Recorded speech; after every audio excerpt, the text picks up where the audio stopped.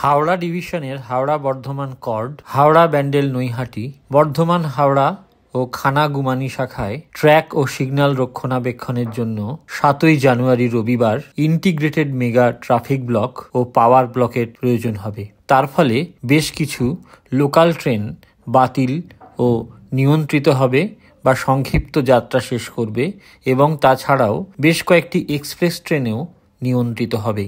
প্রথমে এক্সপ্রেস ট্রেনের খবর জানাই। 12347 হাওড়া রামপুরহাট শহীদ এক্সপ্রেস ট্রেনটিকে বালি স্টেশনে 10 মিনিটের জন্য নিয়ন্ত্রণ করা হবে। 12304 নয়াদিল্লি হাওড়া পূর্বা এক্সপ্রেস ট্রেনটিকে আসানসোল ডিভিশনের কোনো জায়গায় 45 মিনিটের জন্য নিয়ন্ত্রণ করা হবে। 12338 বোলপুর শান্তিনিকেতন হাওড়া শান্তিনিকেতন এক্সপ্রেস বোলপুর স্টেশন থেকে বেলা 1টা 10 মিনিটের পরিবর্তে 1টা বেজে 45 মিনিটে ছাড়বে।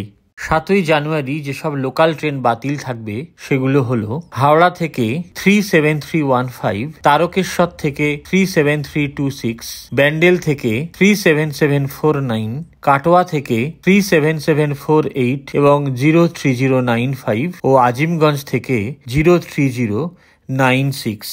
সংক্ষিপ্ত যাত্রা শেষ ও শুরু এরকম।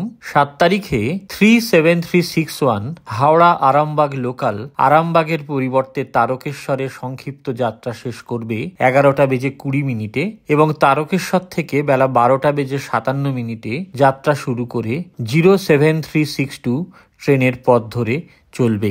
এছাড়াও ওই দিন 37328 তারকেশ্বর হাওড়া লোকাল তারকেশ্বর থেকে বেলা 11টা 15 মিনিটের পরিবর্তে 11টা বেজে 45 মিনিটে ছাড়বে।